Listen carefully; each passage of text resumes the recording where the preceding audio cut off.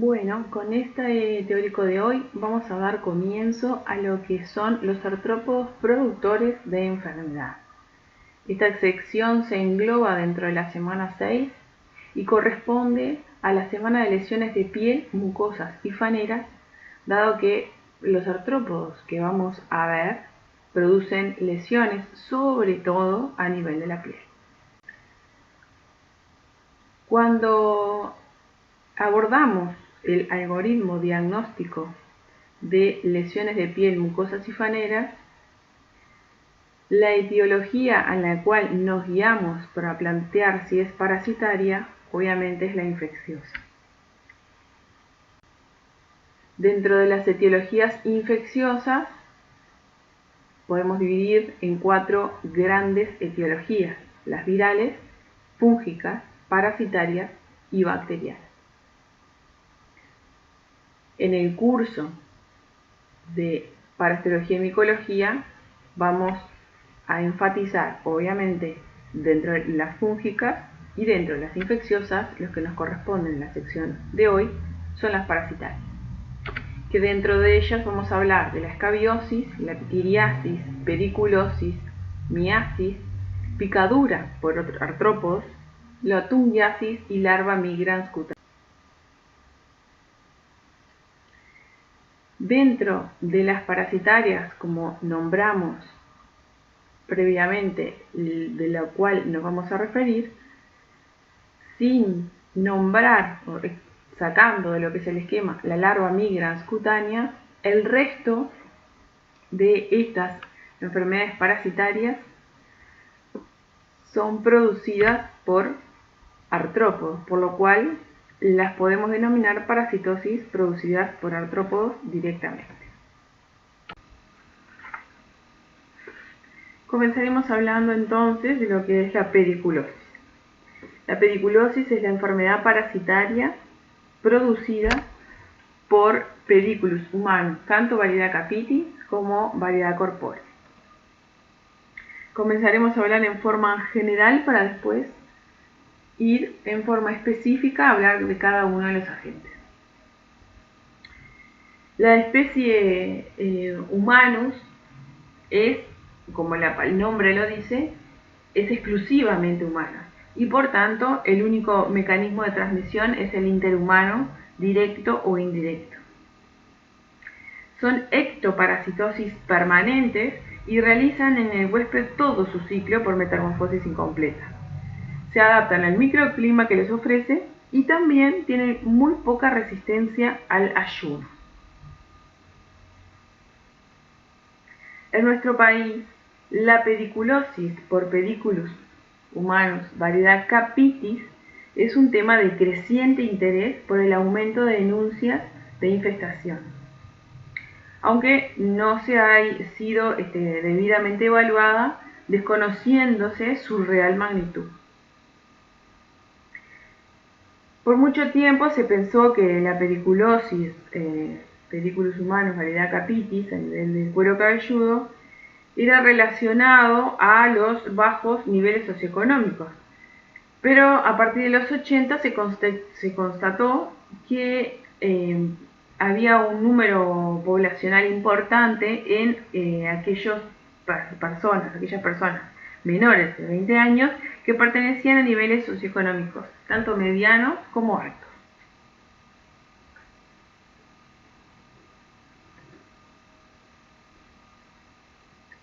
En cuanto a estos dos agentes, tenemos que hacer una gran diferencia de lo que es los productores de enfermedad, que ahí entrarían los dos, tanto variedad capitis como corporis, porque producen lesiones a nivel de la piel, pero recordar también que pedículos humanos, variedad corporis, es un vector de enfermedades, no es solo productor de enfermedades, sino también es transmisor de enfermedades, como por ejemplo la fiebre de las trincheras por Bartonella quintana, el tifus, entre otras. No así la variedad capitis. En cuanto a capitis, estos piojos son insectos pertenecientes al orden Anoplura. son hemimetábolos, al igual que los corpóreos, por género, son hemimetábolos. Su estado adulto de capitis, el estado adulto de capitis mide aproximadamente 2 a 4 milímetros y el cuerpo está dividido, como se muestra acá en la imagen, en 3 secciones: la cabeza, el tórax y el abdomen. La cabeza presenta 2 ojos, aquí se ven, poco desarrollados, y un par de antenas que intervienen en la quimiorrecepción. Un aparato bucal que está adaptado para la succión de sangre, en este caso humano. Lo que es el tórax, o la parte medial del cuerpo, presenta 3 pares de patas, las cuales terminan en un par de ganchos que les permite prensión y fijarse o agarrarse bien de lo que es el cabello, ¿no? El diámetro que sus ganchos presentan al cerrarse es exactamente el del cabello, el cuero cabelludo.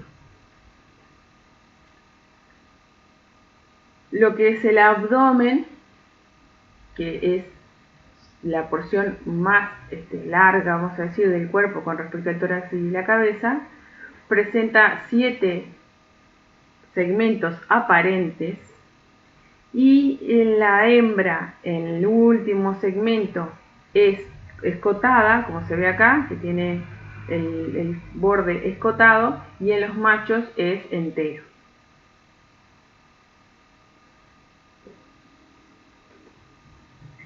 Pedículos humanos, variedad corporis, no difiere mucho de lo que es la morfología de la variedad capitis. Lo que sí presenta es un tamaño un poco mayor en los adultos. Y una de las grandes que se puede ver a nivel del ciclo es que los ciclos, las fases del ciclo de huevo y de ninfa, estas están circunferenciadas aquí, en Pedículus capitis se llevan a cabo a nivel de lo que es el cabello, como se ve acá, y en lo que es variedad corporis se llevan a cabo en las costuras de la ropa. Una gran diferencia, sobre todo cuando vamos a buscar los ejemplares. Dado que el diagnóstico de la pediculosis se orienta, el médico se orienta frente al paciente cuando el paciente consulta por prurito, a nivel del cuero cabelludo, sobre todo el capitis, que pueden presentar algunas lesiones también de rascado, elementos de sobreinfección, y se orienta por la clínica y el diagnóstico se realiza al visualizar los ejemplares, ¿no? Tanto las hembras, tanto los adultos como los huevos o ninfas o los estadios ninfales. Así se hace el diagnóstico. Cuando a nivel cuando hablamos de pedículos humanos, variedad corpórea, el paciente consulta por prurito a nivel del cuerpo y nosotros tenemos que hacer el diagnóstico buscando los ejemplares, ya sean los adultos, los huevos, las liendres o las ninfas, acuérdense que nunca lo vamos a ir a buscar a nivel del cuerpo, porque la peculiaridad que tienen estos artrópodos, o sea, la variedad corporis, es que se encuentran en la costura de la ropa. Y si no vamos a buscar la costura de la ropa, no realizamos el diagnóstico adecuado.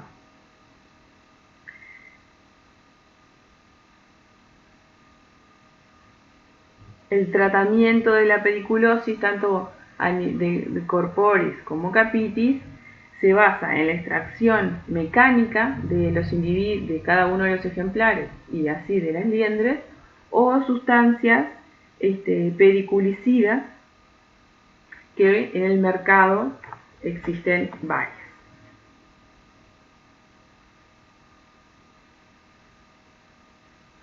Una reacción importante que no podemos dejar de nombrar con respecto a la clínica que se presenta el paciente cuando presenta pediculosis, estamos hablando de la pediculosis a nivel del cuero cabelludo, es se llama una pediculite, que es una reacción papular que es secundaria a la infestación por Pediculus capitis, localizada en el cuello y parte superior y posterior del tronco, con unas pápulas de 2 a 3 milímetros aproximadamente, y desaparecen espontáneamente después del tratamiento. Y obviamente que reaparecen frente a las reinfestaciones. Esta pediculite se observa aproximadamente en el 20% de las pediculosis.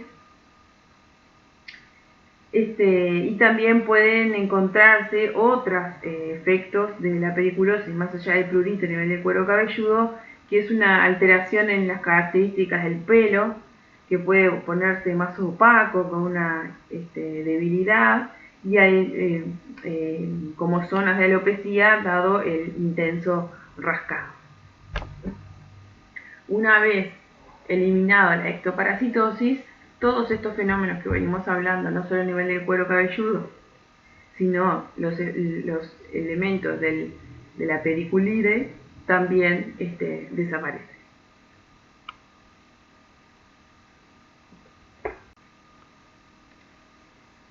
Otro de los piojos que vamos a hablar, exclusivamente humano, es de la tiriasis, que la tiriasis es la enfermedad parasitaria producida por Tirus pubis, un ectoparásito, al igual que los que venimos viendo, el cual su hábitat es el área pilosa del pubis, a lo cual le da el nombre de especie. También pueden infestar otras zonas pilosas de la cara, por ejemplo las cejas y las pestañas, las cuales presentan el mismo diámetro del vello que a nivel pubiano.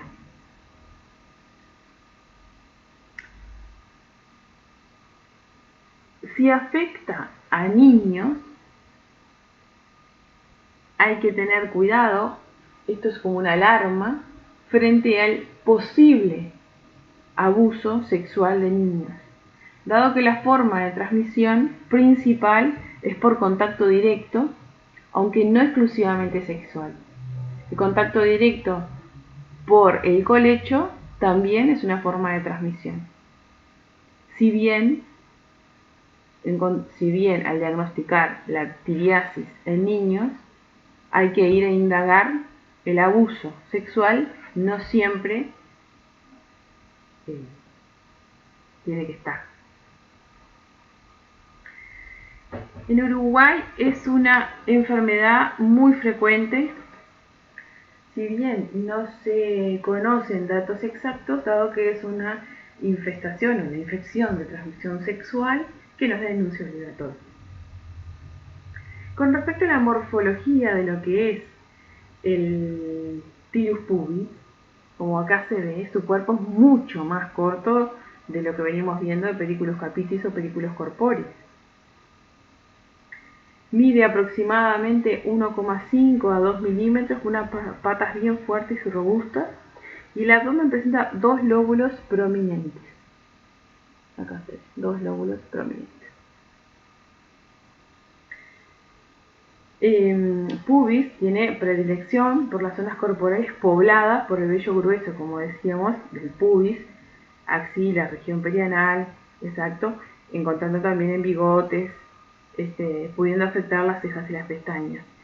Y es por esto que tiene ese hábitat, es por esta terminación de sus patas que estos ganchos, al cerrarse, estas pinzas, encierran un diámetro mayor de lo que es el cuero cabelludo. Es ideal el diámetro para los pelos gruesos que veníamos hablando, que es donde podemos encontrar a Tirus pubis.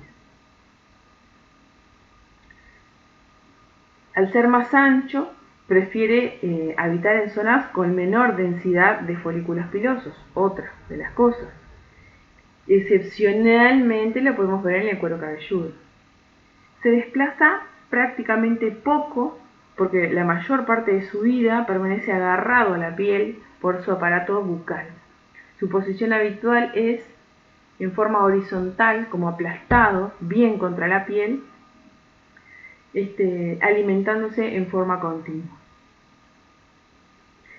Se alimenta, por tanto, por largos periodos al parecer y no aumenta su volumen, su tamaño, debido a que deyecta con muchísima frecuencia. Lo que se evidencia por el acúmulo de excrementos cuando uno visualiza la región donde habita.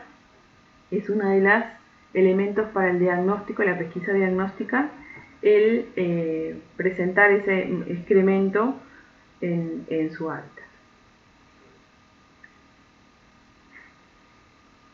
Epidemiológicamente se observa, obviamente, que en adultos en edad genital activa, de bajo nivel educacional, en precarias condiciones socioeconómicas y también deficientes prácticas de higiene, no siendo el 100% de los casos con estas características.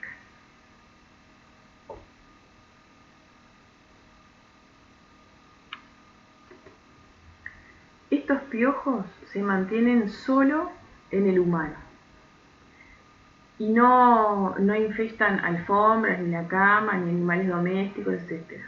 El principal reservorio lo constituyen las personas infestadas, dado que el hecho de tener que alimentarse todo el tiempo, el estar fuera de una persona por más de 48 horas, lleva a su muerte.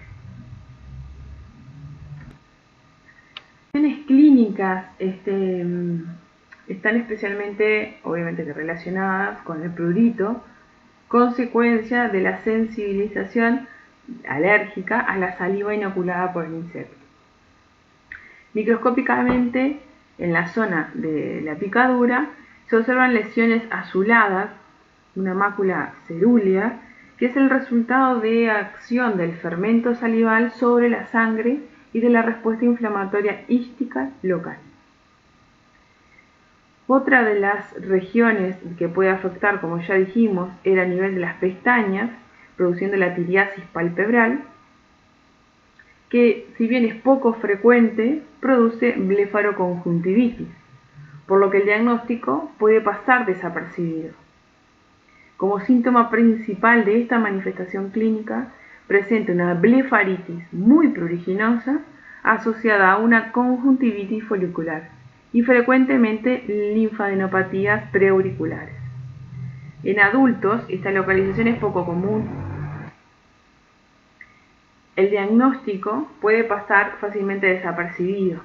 Es transparente y se ancla a la epidermis permaneciendo inmóvil y totalmente agazapado. La presencia de restos fecales, como decíamos, o sangre en su tubo digestivo es lo que nos hace la visualización del individuo. Obviamente que solo con el observar el individuo, el parásito, en la zona púbica o en aquellas zonas donde presente sintomatología, ahí se cierra el diagnóstico, directamente en observar el ejemplar. El tratamiento de esta tiriasis, de esta parasitosis, se utilizan generalmente emulsiones peliculicidas que se aplican en cantidades pequeñas el producto en las partes afectadas. Esta no debe lavarse por lo menos 24 horas luego de la aplicación. Una complicación se presenta cuando la parasitosis es en pestañas, dado la irritación que puede llegar a producir el hecho de contacto de los peliculicidas con la mucosa ocular. Por lo que en el caso de tiriasis a nivel de las pestañas, el tratamiento es la extracción manual.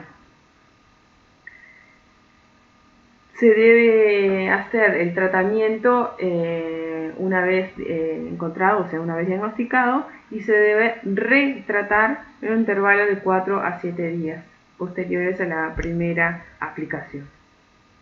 La profilaxis, obviamente, es el evitar, o sea, el tratamiento de los contactos, evitando así las nuevas reinfecciones.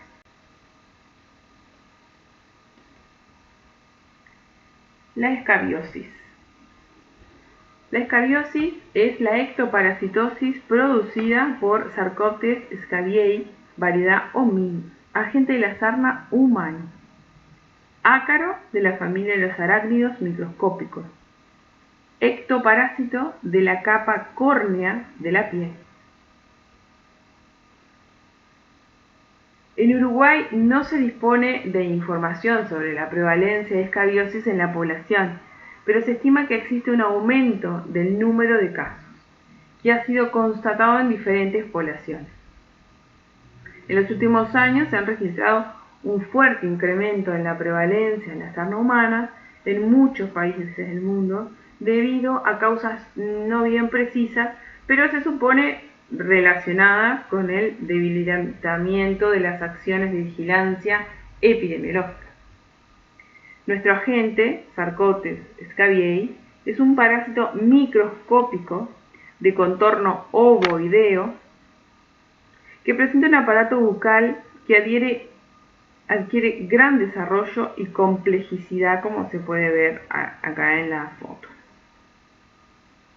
Es una estructura prominente en la porción anterior del cuerpo que simula una falsa cabeza o capitulum distintivo. Posee 4 pares de patas, 2 anteriores y 2 posteriores en los adultos, siendo las ninfas hexápodas, como se ve en esta figura. Tienen 2 patas anteriores y un par de patas posteriores, las ninfas.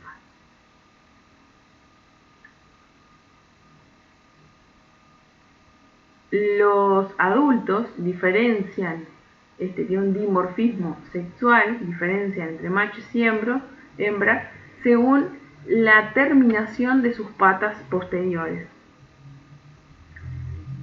2 anteriores que terminan en unos delicados discos pedunculares, y las posteriores lo hacen en unas largas prolongaciones piliformes, lo que son las hembras, mientras que los machos, el tercer par de patas posee estas mismas prolongaciones y el cuarto ventosas.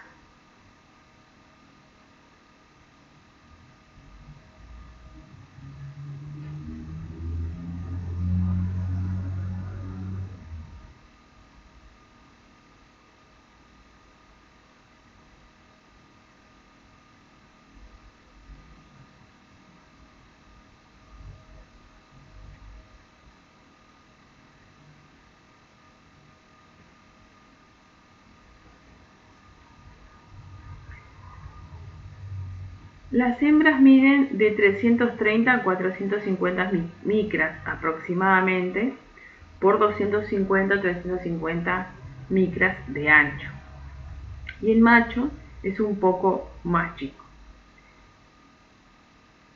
El cuerpo y las patas posteriores presentan unas espículas que impiden el retroceso del ácaro en la caverna o el túnel que cavan.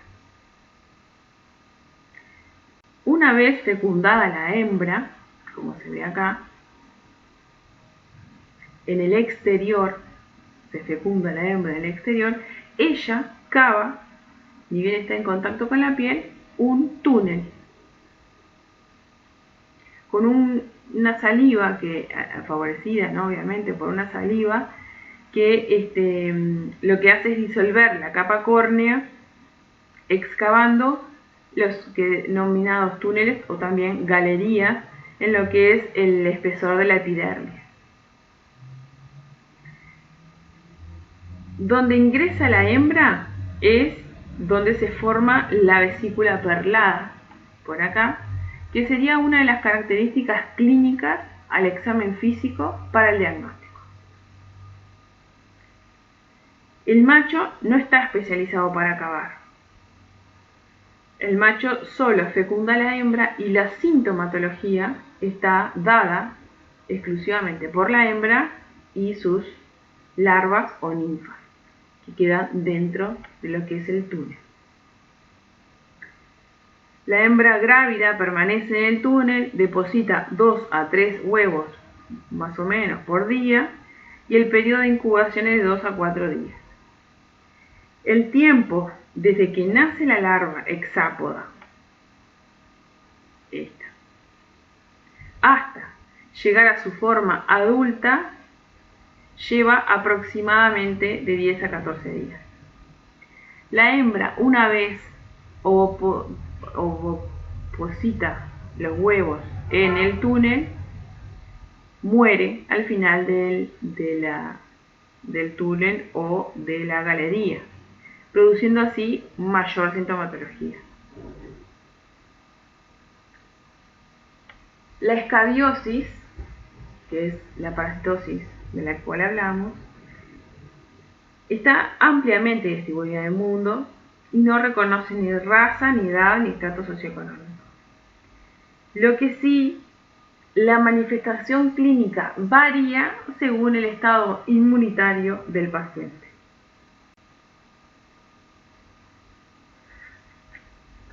Generalmente los síntomas son muy leves al inicio del cuadro y a medida que la hembra va con la ovoposición y aumentando la población, la sintomatología va aumentando.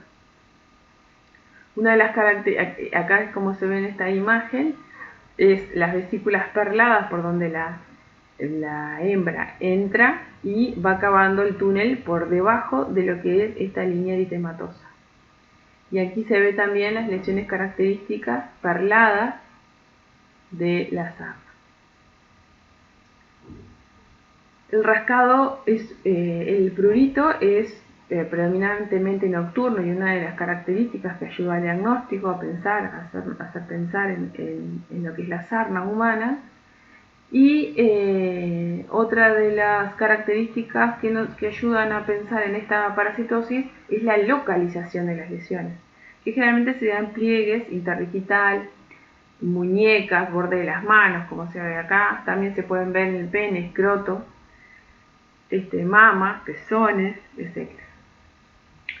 A diferencia de que los niños se ubican con frecuencia en palmas de las manos, plantas de los pies y cabeza. La sarna noruega, que es la que vemos acá, es una sarna muy contagiosa, muy contagiosa. El agente que la produce es el mismo, pero es una sarna, una escabiosis muy agresiva, que es lo que hablábamos de los pacientes inmunodeficientes o malnutridos o con una inmunidad debilitada de otra causa. Se presenta como una erupción compuesta por unas placas como psoriasiformes, hiperqueratóxicas, como se ve acá, bien descamantes, y costrosas, con ese color amarillo medio grisáceo, simétricas, a predominio de manos y pies con hiperqueratosis subungual por debajo de las uñas.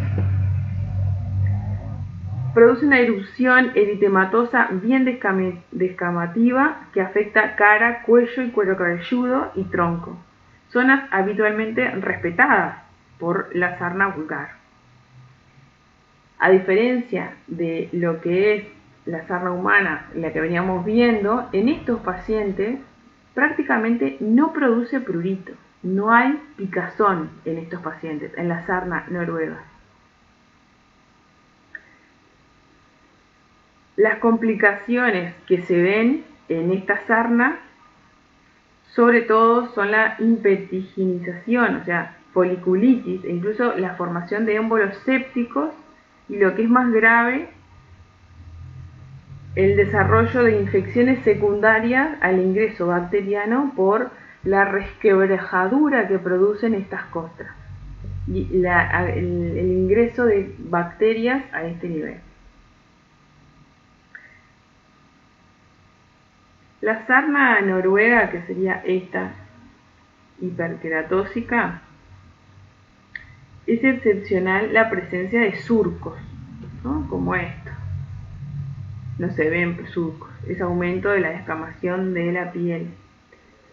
Es la variante más contagiosa, es muy contagiosa, ya que todas estas costras se hallan repletas de ácaros, llenas de ácaros. Es frecuente que se den epidemias de una sarna vulgar en el medio familiar y hospitalario a partir de un caso de sarna noruega.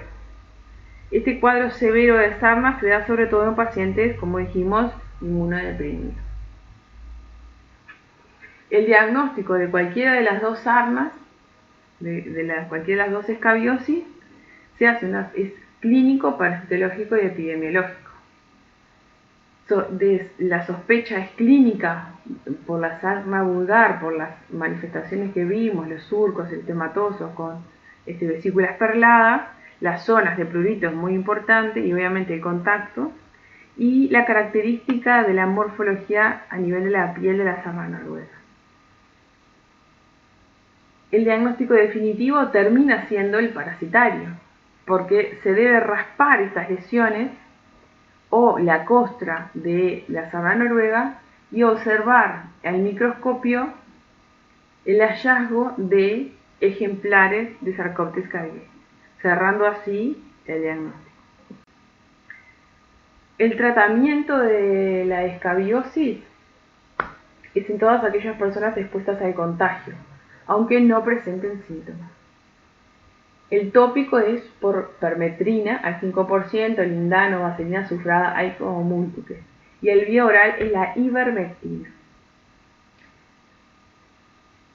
En la sarna noruega, previo a lo que es todo el tratamiento con escabicidas, se necesitan agentes queratolíticos, o sea que rompan esa costra de queratina para favorecer la penetración de los productos que pueden así matar al ácaro. Es considerada la sarna noruega con criterio de aislamiento de contacto, dada su alta contagiosidad.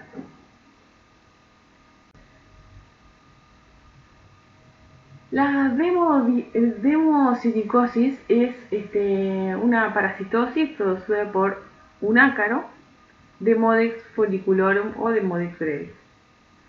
Dado que la sección de hoy son artrópodos capaces de producir lesiones dentro de ellos de la piel, vamos a hablar de Demodex porque son capaces de producir blefaritis o acné.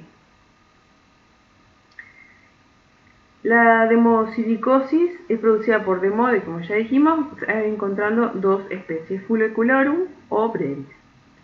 Son ácaros alargados de 100 a 400 micras aproximadamente, con un cuerpo segmentado, 4 pares de patas atrofiadas y carentes de vellosidades.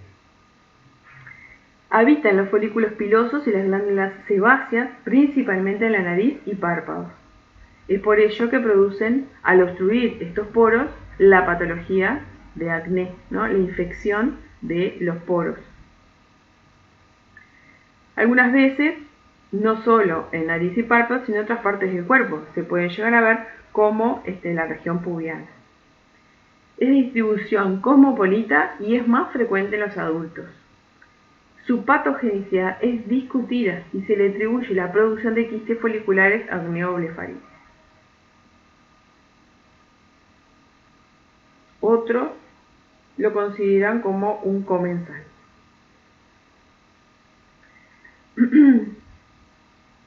Los huevos de estos ácaros tienen una forma característica que es como en punta de flecha, como se ven acá, estos huevos,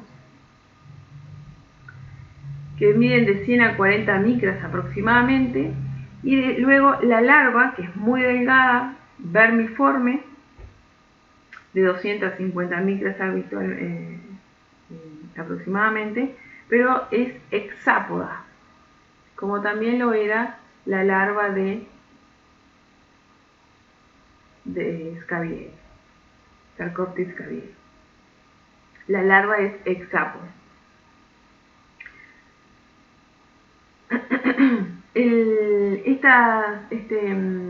Este ácaro, si bien, como dijimos, algunas personas lo presentan como comensal, cuando presentan patologías o la patología está favorecida por la presencia de Demodex, dícese la foliculitis o el acné, se indica el tratamiento.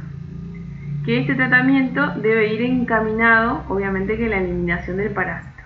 Y es aquí cuando vemos que existen diferentes productos para la extracción. Metronidazol tópico al 2%, permethrin al 1%, etcétera, etcétera, etcétera.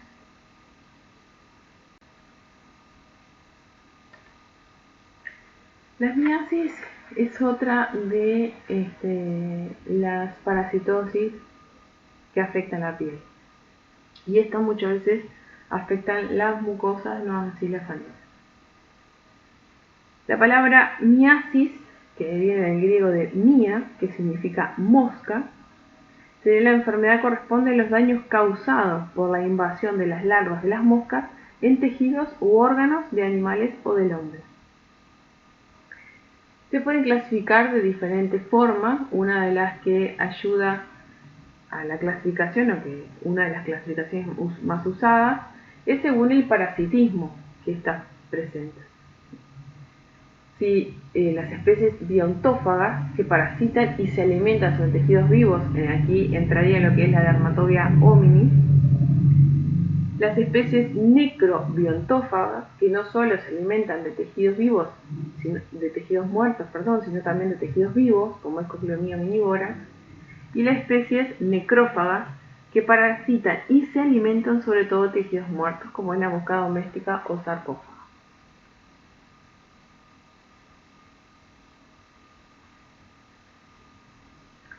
De las que vamos a hacer énfasis en la sección de miasis van a ser las especies, la Dermatobia hominis, especies biontófagas, y las especies necrobiontófagas como Cochleomia omnivora, de esas dos, dado que presentan relación con una parasitosis frecuente a nivel. Otra de las formas de clasificar las miasis es según su comportamiento reproductor. Son obligadas o específicas cuando obligatoriamente precisan de un huésped para desarrollarse. Por ejemplo, Dermatobia hominis. Son facultativas o semiespecíficas. Son aquellas que se desarrollan en tejidos muertos o material orgánico en descomposición, pero pueden desarrollarse en tejidos necrosados de animales vivos. Dentro de esta entra Cochleomia omnivora. Y luego las accidentales, que se desarrollan en excrementos, materia orgánica, etc., y accidentalmente invaden heridas. Actualmente en Uruguay existen múltiples casos anuales de miasis forunculosa dada por Dermatobia hominis, sobre todo relacionados en un inicio lo que era el departamento de Rocha, las áreas de balneario, y últimamente lo que es la costa balnearia de Canelones también se han registrado casos. En cuanto a las miasis oportunistas, aquellas miasis que están en heridas o tejido necrótico en personas, es un motivo muy frecuente en los servicios médicos ambulatorios, en los servicios de emergencia, sin obviamente tener cifras tangibles, dado que no se denuncia en forma obligatoria. Estas miasis oportunistas se dan sobre todo mayormente en verano o en épocas cálidas, donde las personas presentan exposición del aire, del ambiente, las heridas abiertas. Los factores de riesgo para estas miasis, obviamente, es que la exposición de las úlceras, las hemorroides, cualquier herida a nivel del ambiente, al estar expuesta, las moscas sienten la presencia mediante la descomposición del material orgánico y depositan así sus huevos. Y otro de los factores de riesgo con respecto a Dermatobia hominis es estar en los sitios balnearios donde esta mosca es habitual, es su hábitat, y tener partes del cuerpo descubiertas donde ella puede llegar a introducirse en poner los huevos e introducir las larvas.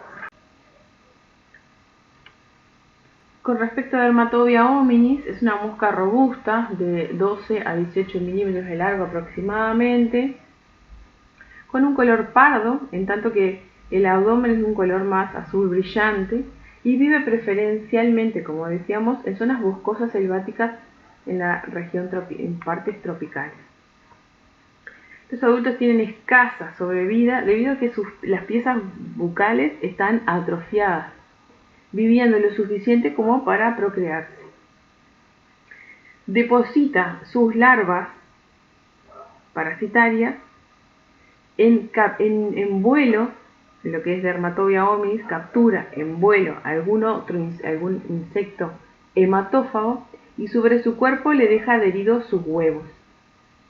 Este proceso de transporte es conocido como el nombre de foresis. Los huevos que esta mosca deposita son operculados y contienen ya una larva.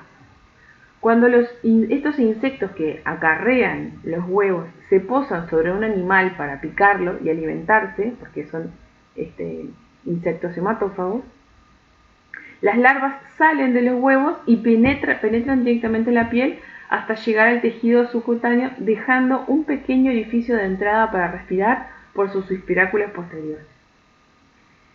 El hombre se encuentra parasitado por la forma larvaria de este díptero a nivel de la dermis, constituyendo una miasis obligada, ocurriendo en él dos mudas. La primera es alargada con la posición anterior más prominente, teniendo el aspecto de una que se llama gusano macaco, y la segunda, cuando llega a estar totalmente desarrollada, tiene como un aspecto de tonel, un gusano tórsalo. Ambas presentan una serie de espinas dirigidas hacia atrás, como se ve aquí en la figura. Aquí se ven las espinas que presentan a nivel del abdomen, lo que es el largo de la larva, para estas espinas para evitar el salir de la piel, ¿no? El evitar retirarse de la piel. En un plazo aproximadamente de 3 semanas, el parásito abandona su hospedero y cae en el suelo en forma de pupa.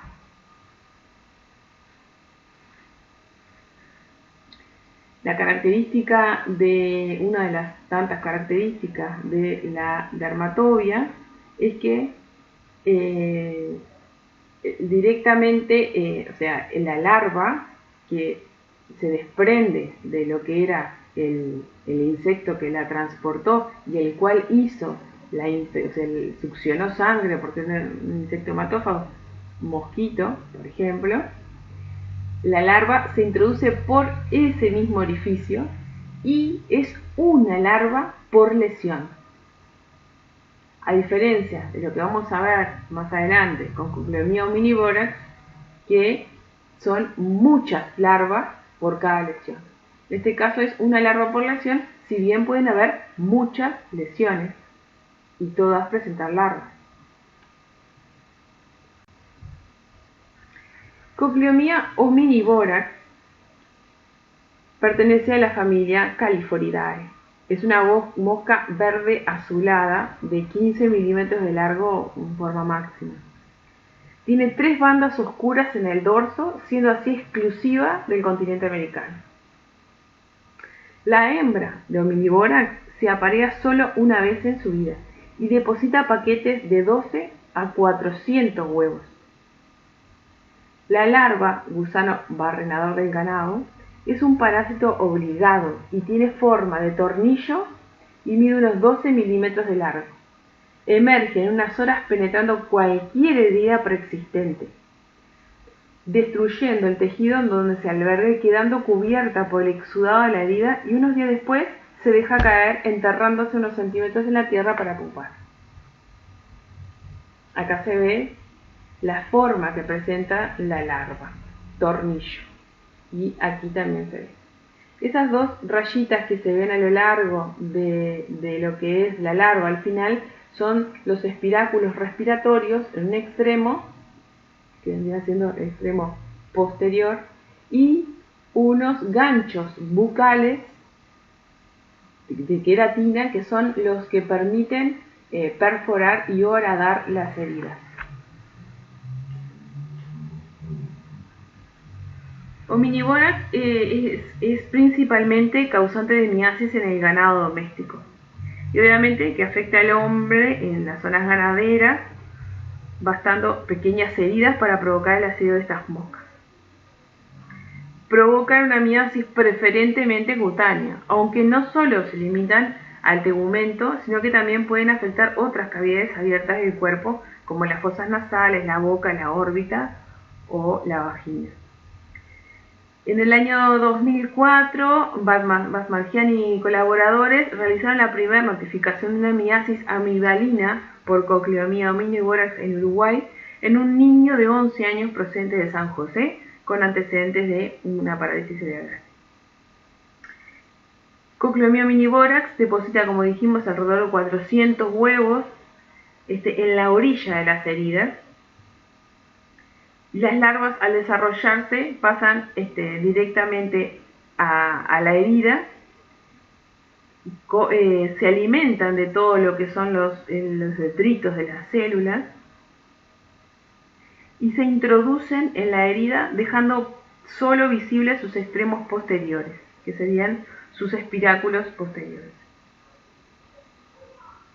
Las manifestaciones clínicas de cocleomía omnivorax consiste en un fuerte dolor en la región que está afectada y un intenso prurito.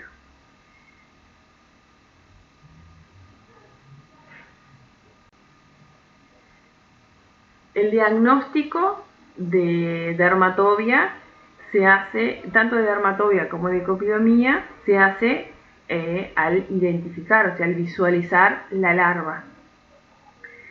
El dermatobia hominis se produce la larva, crece la larva por debajo de la que es la epidermis, dejando un orificio muy pequeñito para respirar, lo cual puede visualizarse con una lupa, no visualizándose directamente en muchos casos la larva. Pero cocleomía omnivorax sí, sus espiráculos respiratorios y la parte posterior de esta larva perfectamente puede visualizarse, y otra de las cosas que ayuda obviamente al diagnóstico de cocleomía, o sea de este tipo de larvas de miasis, es que son múltiples, ¿no? Y el tratamiento de estas larvas, de esta miasis, de esta parasitosis, para dermatobia hominis se utiliza lo que es el método brasilero, denominado así, que es aplicar sobre el lugar donde se encuentra dermatobia un tocino, un trozo de tocino o de grasa. Muchas veces se utiliza como una tapita de Coca-Cola llena de vaselina sólida, intentando obstruir el sitio de respiración de la dermatobia. En el correr de 24 horas, como la larva no puede respirar, introduce sus ganchos e intenta reptar, o sea, llegar hasta la superficie, y en este caso se introduciría en lo que es el trozo de tocino o quedaría introducida en lo que es la tapita con la vaselina sólida. Y ahí obtendríamos directamente la larva. El hecho de no sacar la larva es importante, de no agarrar la larva con una pinza y cinchar, porque los ganchos que presenta, esas espinas que presenta dermatobia hominis, se clavan en la piel y generalmente producen ruptura de la larva con una infección secundaria, una sobreinfección bacteriana. Otro de los métodos que es tanto para hominis y en este caso también para cocleomía omnivorax es la extracción de las larvas con un poco de anestesia local y un corte en la piel y extracción de una incisión y una extracción directa de la larva, que en muchos centros es lo que se utiliza para dermatobia hominis, y obviamente que para cocleomía omnivorax no quedando otro tipo de extracción de larvas que no ser la quirúrgica. Como medidas de prevención es importante para Dermatobia hominis tratar de usar repelentes y mayor zonas de piel cubierta con vestimenta. Y para lo que es Confiomia o Mini-Borax, tratar de las heridas abiertas no dejarlas a la intemperie, siempre mantenerlas cubiertas. La tungiasis es una parasitosis no frecuente en nuestro país, producida por una pulga que es Sarcopsila penetrans o Tunga penetrans, que es la que visualizamos aquí en la imagen, que es una pulga muy pequeñita, de 1 milímetro de largo entre su cabeza y la parte posterior. La tungiasis o sarcopsilosis es la parasitosis subcutánea, una enfermedad subcutánea, debido al parasitismo obligatorio de la hembra que está fecundada y grávida de esta pulga. Esta pulga, se sabe, no es solo parásito del hombre, también lo es de otros animales, dentro de los que el cerdo es el más habitual. En Uruguay, ya Taliche la describía en el 1944 como una nueva parasitosis autóctona del Uruguay, sabiendo que estaba como denominada como endémica en los países de Sudamérica, pero no en Uruguay. Hasta en aquel momento se detectaron casos autóctonos en los suburbios de la ciudad de Rivera, en zonas con suelo arenoso, fronterizas con otras semejantes situaciones en el territorio brasileño. Habitual en los departamentos de Rivera, Tacuarembó y Cerro Largo hasta la década de los 60. Actualmente se encuentra desaparecida la Tunga penetrans o la tungiasis. No se registraron después de 60 para acá otros casos autóctonos. Lo que sí pueden llegar a presentarse son casos que de viajeros, de antecedentes de viajes regionales del exterior, en caso de las playas del Río Grande do Sur, diversas zonas del Paraguay, etc. Tunga penetrans es esta pulga que comentábamos de fácil identificación, ya que es muy pequeña, de 1 milímetro, aunque cuando la hembra está inseminada y está con huevos, llega a alcanzar un tamaño mucho más grande. La hembra fecundada, una vez que se fija en la piel, se convierte en un parásito definitivo hasta su muerte. Lo que la hembra fecundada busca las lesiones, o sea, piel, en este caso humana, que esté en contacto con el suelo y sobre todo afecta a las personas que están descalzas, ¿no? Se introducen a nivel de los pliegues, de los dedos, de la planta del pie, en cualquier parte, o la parte del cuerpo que se apoye en el pie, en el piso, perdón, donde esté esta pulga ya inseminada. Penetra con su parte anterior, que es como muy picuda y con mucha rapidez, como muy cortante, a través de la piel, se introduce y se queda allí alimentándose de sangre, mientras van creciendo la parte, van aumentando la postura de huevos.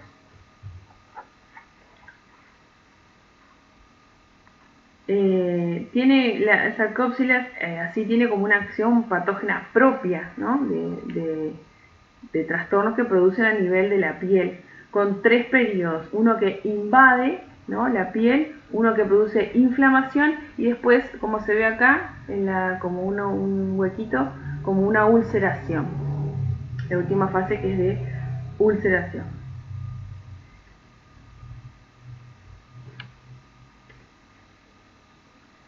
Una vez que la pulga penetra en lo que es la dermis, puede producir un pequeño prurito. Luego, al aumentar de tamaño, ya produce un poco más de inflamación y ahí aumenta la proliferación de la epidermis que rodea a lo que es esta pulga, salvo en ese pequeño orificio que queda como ulceración, que queda en la cima de lo que es la parte posterior de la pulga, en la cima de esa tumoración a nivel de la piel, y que es por ahí, por ese pequeño orificio, en donde va liberando todos sus huevos. Una vez que esta pulga liberó todos sus huevos, muere dentro de la piel. El diagnóstico es muy común, es muy simple.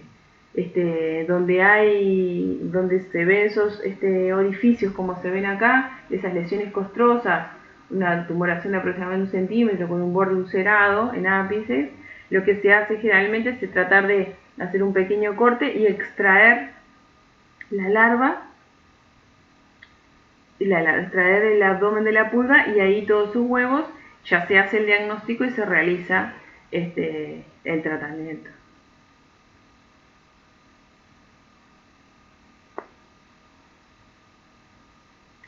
La profilaxis de la adquisición de esta pulga es la aplicación de plaguicidas, obviamente en los ambientes contaminados, y evitar el caminar, el deambular descalzo por estas. Simícidos. Similicosis. Producida por Cimex lectularis. Cimex lectularis es un hemíptero hematófago, conocida como las chinches de cama, pertenecientes a la familia Cimicidae, sin cuello notorio. Los adultos de la especie miden de 4 a 5 milímetros de largo por 3 aproximadamente de ancho y se presentan con un color caoba. En el macho, el último segmento aparentemente es puntiagudo. El cuerpo de la chinche está cubierto de cortas cerdas. En el género Cimex, los huevos son alargados y su polo cefálico está cerrado por un opérculo. El ciclo representa 5 estadios juveniles o ninfales. Cimex lectularis es la chinche más común en los climas templados. Sus hábitos son nocturnos, como la mayoría de los Cimicidae. De día se ocultan en las maderas de la cama y otros muebles debajo de los zócalos, papeles y cuadros fijados en las paredes, y de noche salen a picar, aunque pueden hacerlo en algunas oportunidades del día. Las picaduras apenas es percibida por su víctima, dura entre 10 a 15 minutos, luego de lo cual el insecto se retira y evacúa su intestino. Las deyecciones se depositan habitualmente en la piel o en la ropa de cama, pero suelen manchar la ropa, obviamente que de cama, o la ropa interior. Alrededor de lo que es el sitio de la picadura se forma un eritema circular y pruriginoso que puede hacerse papular. Las personas consultan generalmente la clínica, es por picaduras, generalmente aparecen de noche, o muchas veces las personas al despertarse o de prender la luz ven correr por la cama estos pequeños artrópodos. Al esconderse entre lo que son las tablas de la cama y entre las separaciones de estas, es muy difícil de encontrar. Hay que ir directamente a esos sitios a buscar. El diagnóstico se realiza con la clínica, obviamente, y cuando el paciente, más allá de la clínica, puede llegar a traer algún ejemplar. Y el ejemplar, uno al visualizarlo lo puede identificar como Cimex lectularis. El tratamiento, obviamente, que va a ser los antialérgicos, como cualquier artrópodo que lesiona la piel, ¿no? Antialérgico, el lavado de lesiones para evitar la sobreinfección, y en estos casos son muy difíciles de eliminar de las camas y de las habitaciones. Hay que hacer una limpieza muy profunda y fumigación ambiental.